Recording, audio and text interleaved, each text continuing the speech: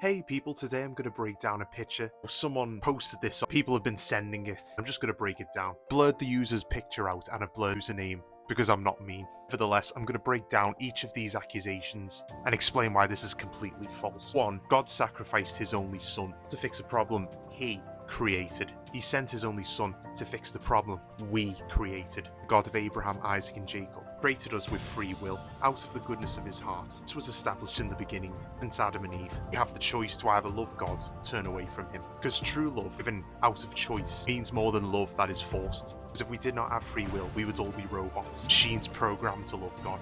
And that is not love.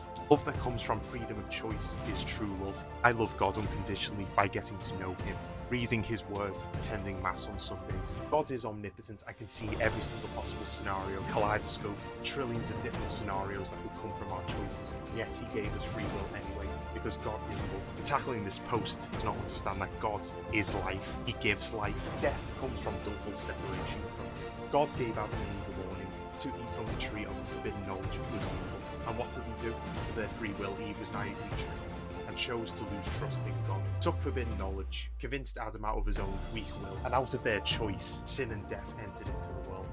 Death does not come from God, it came from our choices. It wasn't a choice that God wanted for us. Nevertheless, out of our free will, we chose that. People do that now all across the world, choosing their own path rather than God's. So God worked around our free will, worked around the enemy's free will, was the first to sin, who fell away from God, whose pride got the better of him. Lord knows all possible futures, and out of love still gives us free will. Have to do this, but he did because God is love. He works around our choices and set the plan in motion to save us by sending his only son, Jesus Christ, Yeshua of Nazareth, to die for the sins of the world so that we may be saved.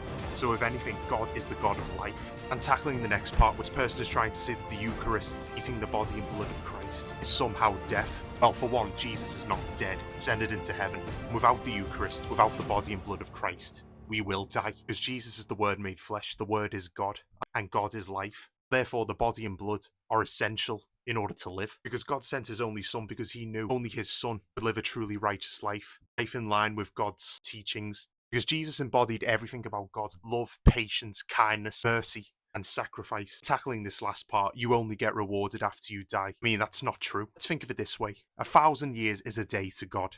A human lifespan up to 80 years. What do you think 80 years is like to the Lord? 1,000 years is like a day. The problem is people are trying to apply our human understanding to God, who far surpasses our understanding. 80 years is like a grain of sand in the sea in the span of eternity. Our life wouldn't even equate to the blink of an eye to God. And no, you don't just get rewarded after you die. We pray to the Lord, and in his time, he gives blessings. I would know, I've prayed countless times in my life. Lord has saved me from many troubles and blessed us when we thought we were at the edge going over. Because when you get to know Christ, reading the Holy Bible, you realize that he is the God of life. And this post, with all due respect, comes out of ignorance.